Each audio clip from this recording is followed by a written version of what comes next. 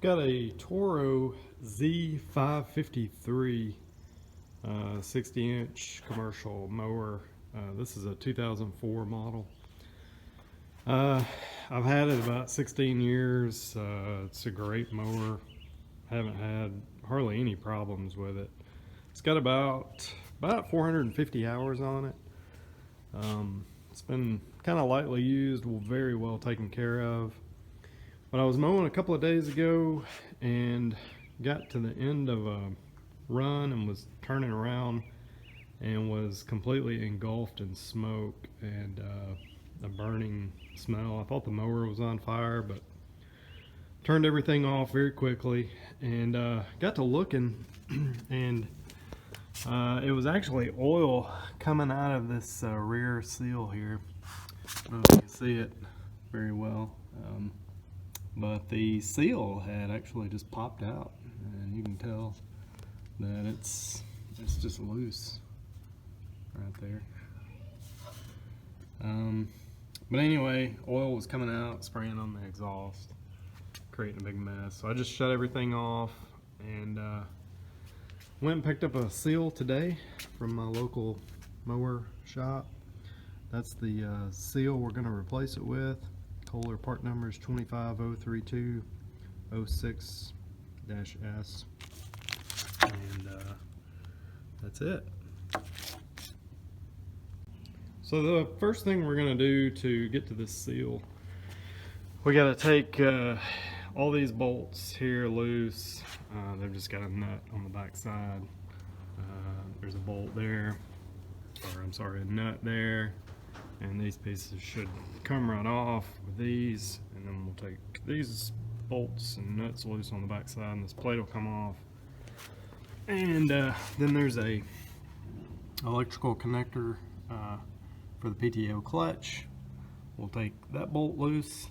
There's a couple of washers there, and then this PTO clutch should slide off, and we'll take the rest of that stuff off to get to the seal. Alright, so taking these all these off on the back side here.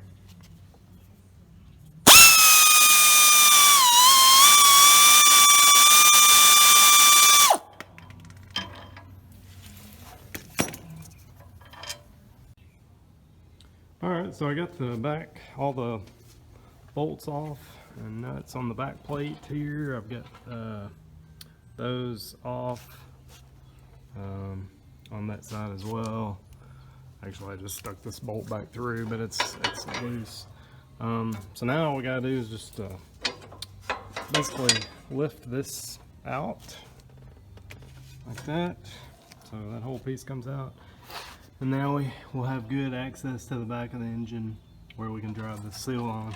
So the next step, we'll take this clip off, electrical connector loose right here, and it just pops out. Like that. We'll just put that away. And the next, we'll take a wrench, and I believe it is a 5/8. It's 5/8 bolts here, and we'll have to hold this right here because the engine will want to turn, I believe, when we get ready to try to loosen this. Yeah. So anyway, that'll be the next step. All right.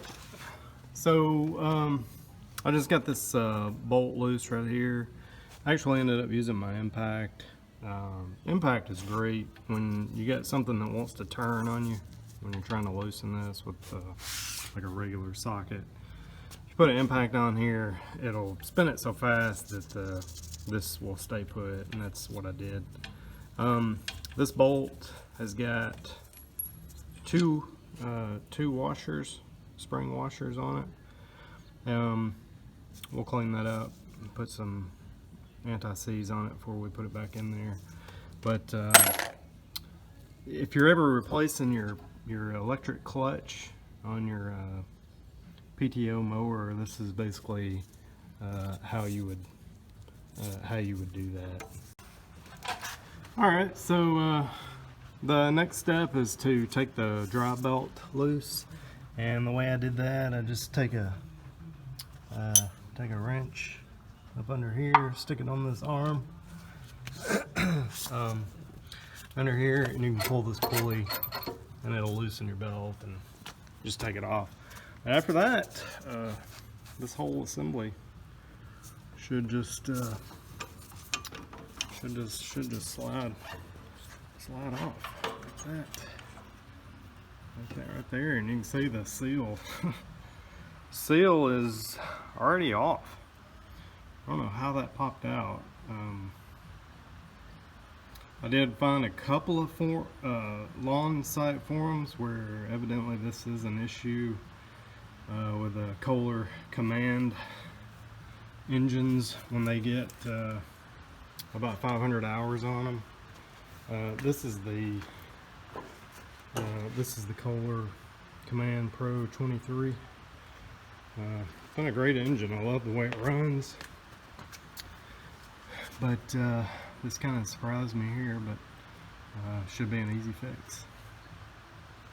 So let's take this seal off. So there's a collar. I think this is a collar right here. Looks like it's the same both ways. Looks like it's tapered. But anyway, we'll try to put that back on the way it came off. So set that down, and then here's our seal. It's kind of gunked up, but seal was not leaking. Didn't give any signs of failure, so I don't know, it's kind of weird. But we'll just pop the new one back in, and you can see there's a bleed hole right there. The hole, I don't know if you can see it or not, but the oil splashes in here, and that's just for the oil to run back through there. So when we put our new seal on, we won't want to go too far back with it, so we don't plug that hole. But here's the back side of the seal.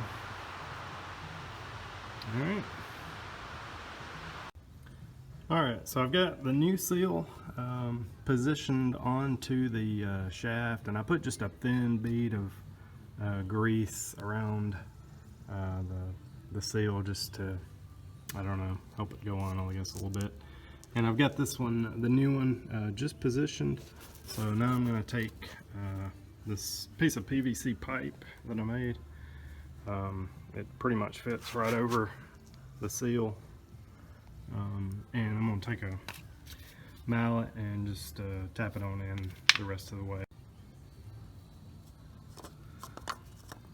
Alright, so I've used this little device, or piece of PVC, to drive this seal on up onto the shaft, and so it's on. I've got it, you can see I've got it just a little bit beyond the little lip, I guess you might say. There's a little bit of a step up right here, and so I've got the seal where it's resting just flush inside the race, I guess you might call it. So anyway, I'm pretty happy with it where it is. Some people, I think, may put RTV around the outside here to keep it from leaking. It's probably not a bad idea, and you know, I debated whether to do it, but I guess we'll see. Hopefully it won't leak, and it shouldn't. The old one didn't have it, and it didn't leak any more than what you see there. I'm just gonna wipe all that down, and hopefully that'll do us. So anyway, that's how you put the new seal on. Let's put it back together. Well, we've got the seal in, got everything installed. I did leave some of my bolts back here loose in case we got a leak, but so if you hear something rattling, that's probably what it is. But I've checked the oil, we're good. Everything looks good, so I'm gonna crank it up and we'll see, make sure we don't have any leaks.